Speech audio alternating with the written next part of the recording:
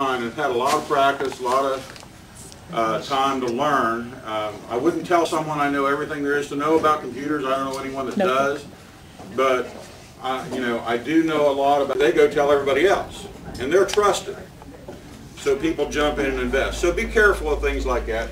The other thing that I want to touch on before I get into the computers is your mailbox. We all have the habit of going down to the mailbox and flipping the flag up, putting the letter in, and walking up. Don't do that. There are groups of people going around looking for those flags, and they know there's mail laying in there. And that mail may have your Social Security number on it, it may have private information, your bank account. So take the time to take it to the post office and drop it in, okay? Just to be safe. You're a lot safer putting it in the big box than you are putting it in that little mailbox out in front of your house.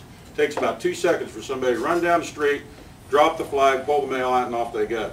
And they never get out of the vehicle. There's a thing on computers called phishing, and it's spelled with a PH. And what they're phishing for is your identity, any personal information they can get. How many in here use computers fairly regularly? Okay, the ones that don't, I'm going to try to make this as easy as possible because I was there too. I had to ask questions. There was a time when I didn't know the first thing about computers. But what phishing is simply someone will call you or will send you an email and it'll say, there's a problem with your account. Click here to log into your account. And if you click there, it'll take you to a screen with a little box that says username. Another little box under that will say password. And if you log in, what you just did was send your username and password to your account, whatever the account is, whether it's the bank account or your investments. You just sent that information to a dirtbag. Somebody, because when you clicked on the site, on the email, it didn't take you to your bank.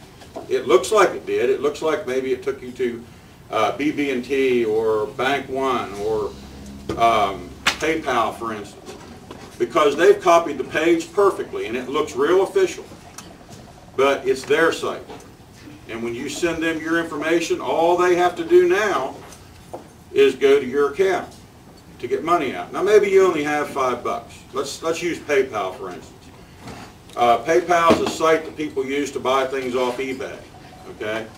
And it's owned by eBay. And it's pretty safe if you use it right.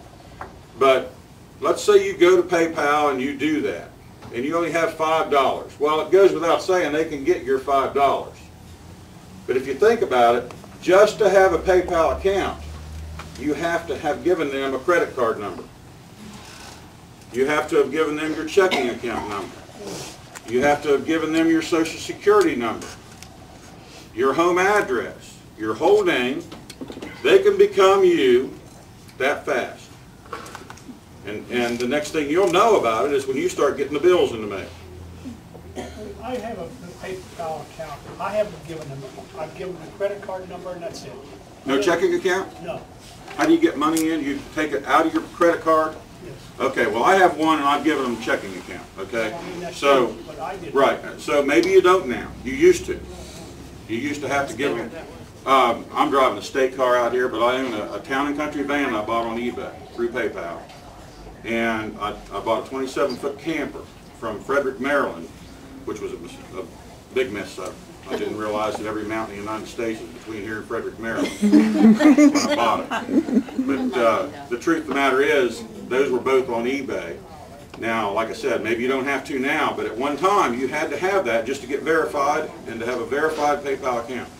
He says that you don't have to have a checking account now. Okay, but you still have to have a credit card. And if you don't have a credit card, I would bet you have to have a checking account. Because otherwise, they're going to have some way of verifying you have the money. Sir? I get emails saying that they need information on my PayPal account. I don't have a PayPal account. Right. And what they're doing, they're just sending these things out, blanket coverage, okay, hitting everybody. And out of that, let's say they send 10,000 of them out. They hope to hit maybe 10 people that do. And out of that 10, maybe 5 of them log in. And out of that 5, guess how many lose their identity? All 5 of them. I delete it. soon as I see it, I don't have it, I delete it. Now, that's the way to do it. If you don't know who sent you an email, get rid of it. Here's the golden rule when it comes to this type of thing. No one of any consequence at all, your bank, PayPal, none of them. IRS is another one. They'll send you a thing saying you can get your refund online, log in here. None of those people will ask you to log in from email. None of them. They'll all say, go to our site and log in the way you normally do. Okay, so you close your email out and then you go to their site and log in. You'll find that there's no problem even if it says it. Okay. But that's called phishing. That's one type of phishing, but that's the biggest type. One way to stop a lot of problems that you have on your computer, how many in here that have a computer have virus checkers on your computer? Hopefully all of you. Who knows what a virus is? A virus, what's that? I'm sorry? And it's something that gets on your computer and just really messes your whole system up. Yeah, it's really not a real virus like we catch. Okay, it's a program Right. that someone wrote, usually a real little program, and it's designed to do something. Now, sometimes it's not designed to do anything destructive. It used to be there was a virus years ago that caused a little ambulance to run across the screen with its light flash. That's all it ever did. Every now and then a little ambulance would run across the screen. It was a little bit annoying, but that's all it ever did. There are other viruses, though, that will send your personal information. When you log in, they're called key trackers, and when you log in, every time you hit a